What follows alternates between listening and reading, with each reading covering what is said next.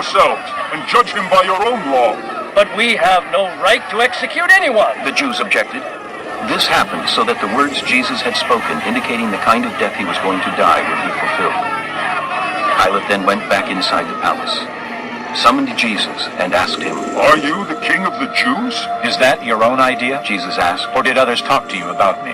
Am I a Jew? Pilate replied, It was your people and your chief priests who handed you over to me. What is it you have done? Jesus said, My kingdom is not of this world. If it were, my servants would fight to prevent my arrest by the Jews. But now my kingdom is from another place. You are a king, then, said Pilate. Jesus answered, You are right in saying I am a king. In fact, for this reason I was born, and for this I came into the world, to testify to the truth. Everyone on the side of truth listens to me.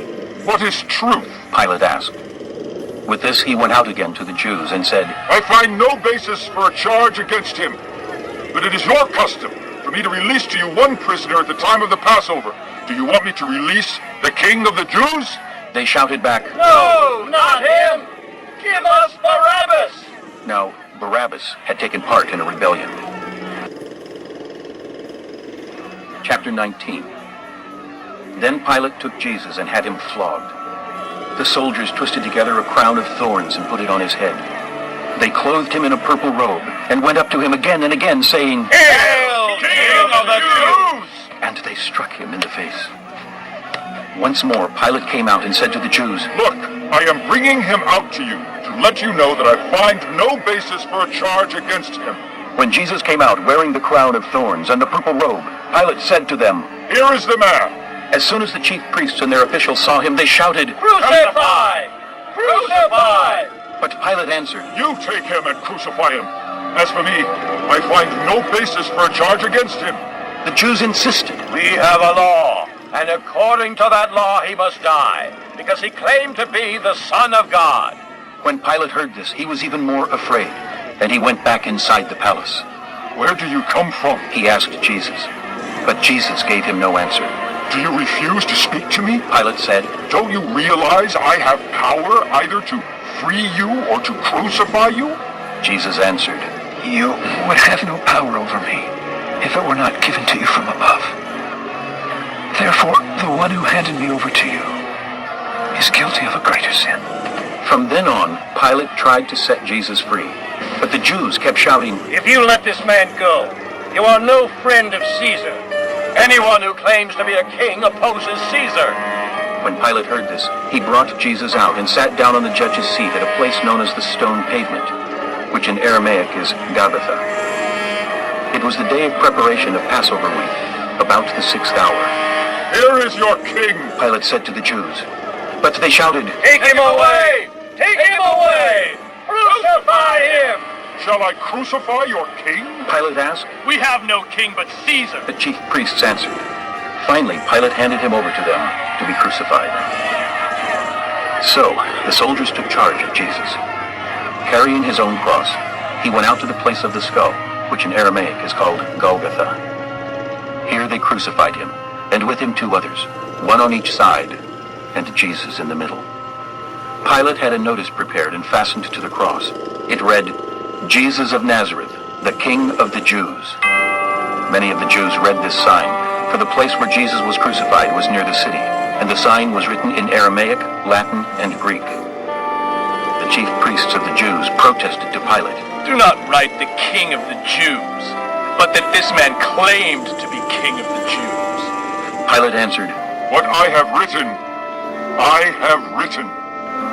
When the soldiers crucified Jesus, they took his clothes, dividing them into 4 shares, one for each of them, with the undergarment remaining. This garment was seamless, woven in one piece from top to bottom. Let's not tear it. They said to one another. Let's decide by lot who will get it. This happened, that the scripture might be fulfilled, which said, They divided my garments among them, and cast lots for my clothing.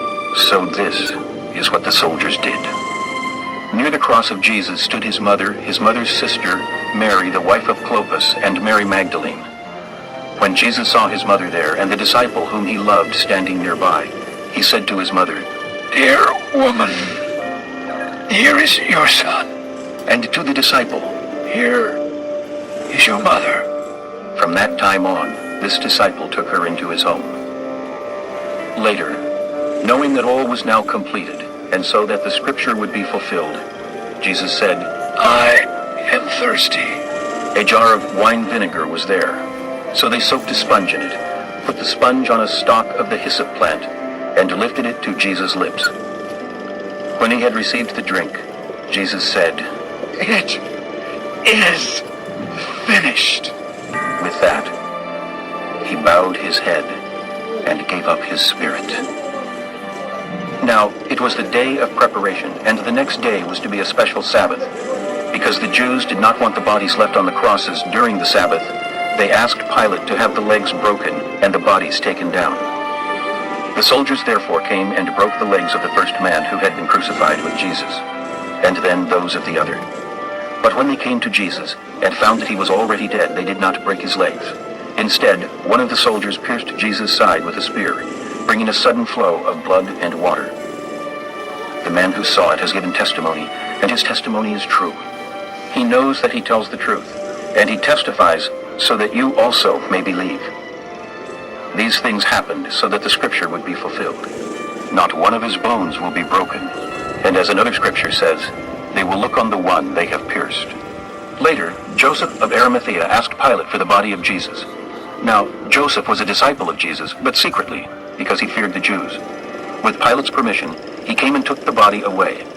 He was accompanied by Nicodemus, the man who earlier had visited Jesus at night.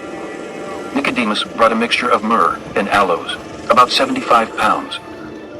Taking Jesus' body, the two of them wrapped it with the spices in strips of linen. This was in accordance with Jewish burial customs. At the place where Jesus was crucified, there was a garden, and in the garden a new tomb, in which no one had ever been laid. Because it was the Jewish day of preparation, and since the tomb was nearby, they laid Jesus there. Chapter 20. Early on the first day of the week, while it was still dark, Mary Magdalene went to the tomb and saw that the stone had been removed from the entrance. So she came running to Simon Peter and the other disciple, the one Jesus loved, and said, "They have taken the Lord out of the tomb, and we don't know where they have put him." So Peter and the other disciple started for the tomb. Both were running, but the other disciple outran Peter and reached the tomb first. He bent over and looked in at the strips of linen lying there, but did not go in. Then Simon Peter, who was behind him, arrived and went into the tomb. He saw the strips of linen lying there, as well as the burial cloth that had been around Jesus' head. The cloth was folded up by itself, separate from the linen. Finally, the other disciple, who had reached the tomb first, also went inside. He saw and believed. They still did not understand from Scripture that Jesus had to rise from the dead. Then the disciples went back to their homes, but Mary stood outside the tomb crying. As she wept, she bent over to look into the tomb and saw two angels in white seated where Jesus' body had been, one at the head and the other at the foot. They asked her, "Woman, why are you crying?" "They have taken my Lord away, she said. and I don't know where they have put him." At this, she turned around and saw Jesus standing there. But she did not realize that it was Jesus. "Woman," He said, why are you crying? Who is it you are looking for? thinking he was the gardener, she said, "Sir, if you have carried him away, tell me where you have put him, and I will get him." Jesus said to her. Mary. She turned toward him and cried out in Aramaic, "Rabboni!" which means teacher. Jesus said, Do not hold on to me, for I have not yet returned to the Father. Go instead to my brothers and tell them, I am returning to my Father and your Father, to my God and your God. Mary Magdalene went to the disciples with the news, "I have seen the Lord!" and she told them that he had said these things to her. On the evening of that first day of the week, when the disciples were together, with the doors locked for fear of the Jews, Jesus came and stood among them and said, Peace be with you. After he said this, he showed them his hands and side. The disciples were overjoyed when they saw the Lord.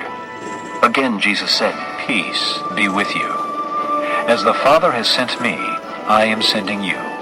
and with that, he breathed on them and said, Receive